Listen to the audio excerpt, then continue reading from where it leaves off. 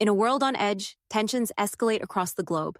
From U.S. airstrikes in Yemen to secretive government shakeups and nuclear energy debates tonight, we uncover the stories shaping our future. Nations are at a crossroads, alliances are shifting, and the stakes have never been higher. Stay with us as we break down the events you need to know. In the Middle East, tensions are escalating as the United States and Iran-backed Houthi rebels in Yemen exchange hostilities. The U.S. launched airstrikes targeting Houthi military sites in response to attacks on commercial and military vessels in the Red Sea. According to the Houthi-run health ministry, at least 53 people were killed, including civilians, with nearly 100 more wounded. Secretary of State Marco Rubio stated that these strikes are not isolated retaliatory attacks, but part of a broader campaign to degrade the Houthis' ability to threaten international shipping. President Donald Trump reaffirmed that the U.S. will continue its military operations until the Houthis cease their assaults, holding Iran accountable for their actions. The Houthis, in turn, vowed retaliation, claiming they targeted the USS Harry S. Truman carrier strike group with missiles and drones. U.S. officials confirmed that 11 drones and at least one missile were launched, but all were intercepted or fell into the water without hitting their targets. The United Nations has urged for restraint, warning of the dire humanitarian crisis in Yemen. Meanwhile, in El Salvador, the United States has transferred 238 alleged gang members linked to the Venezuelan group Tren de Aragua. President Nayib Bukele confirmed the move, stating that the U.S. will pay a nominal fee for their incarceration. Additionally, 23 members of MS-13 were extradited to El Salvador. White House Press Secretary Caroline Leavitt called the deportation a significant step in enhancing U.S. security. This transfer follows President Trump's invocation of the Alien Enemies Act, a law not used since World War II. A federal judge has since ruled against the administration's use of the act, but Bukele dismissed the ruling, noting the deportations had already taken place. In Washington, Republican lawmakers have introduced a bill to ban all Chinese nationals from obtaining student visas.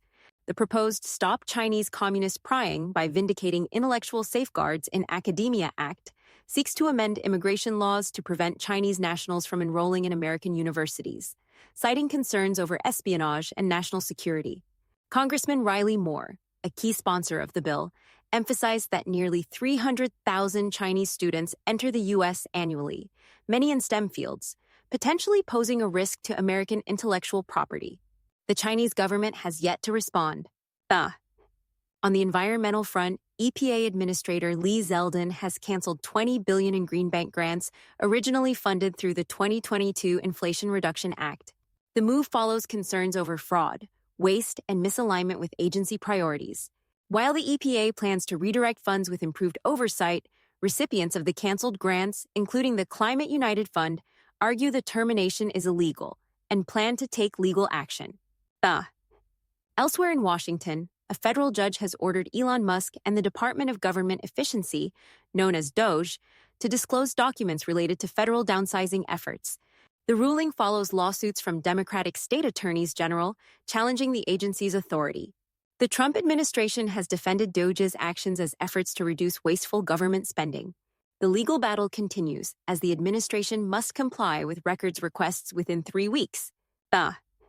In the energy sector, major corporations, including Google, Amazon, and Meta, have pledged support for tripling global nuclear energy capacity by 2050. The initiative, led by the World Nuclear Association, aims to accelerate policy changes and financial investments in nuclear power. Proponents argue that nuclear energy is essential for economic growth and environmental sustainability, while critics, including Greenpeace, warn of safety risks and potential disasters. In defense news, Canadian officials are reevaluating their $19 billion contract to purchase 88 F-35 fighter jets from the United States. Defense Minister Bill Blair confirmed that alternative options are being considered, including European fighter jets. The reassessment follows broader concerns among U.S. allies over dependency on American defense contractors. While Canada has already committed to acquiring 16 F-35s, the remaining purchase remains uncertain. In Vatican City, Pope Francis, 88, remains hospitalized with double pneumonia and other infections. The Vatican has released the first image of the Pope since his admission on February 14.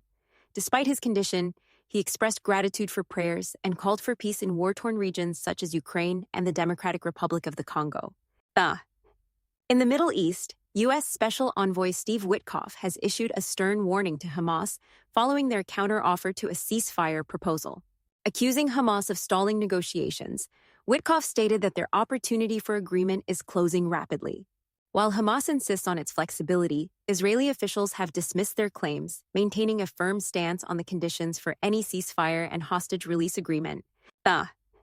In Asia, the U.S.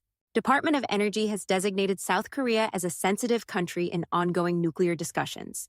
The South Korean government has expressed concerns over the classification, with President Yoon Suk-yeol indicating that the country may consider developing nuclear capabilities in response to North Korea's advancements. Analysts suggest that the designation aims to prevent South Korea from seeking nuclear weapons capabilities by restricting uranium enrichment. Discussions between U.S. and South Korean officials on the matter remain ongoing. That's all for tonight's news update. Thank you for joining us. We'll continue to monitor these stories and bring you the latest developments. Stay safe, stay informed, and have a good night. If you enjoyed this video, don't forget to hit the like button, share it with your friends, and subscribe to the channel. And don't forget to turn on the notification bell so you never miss an update.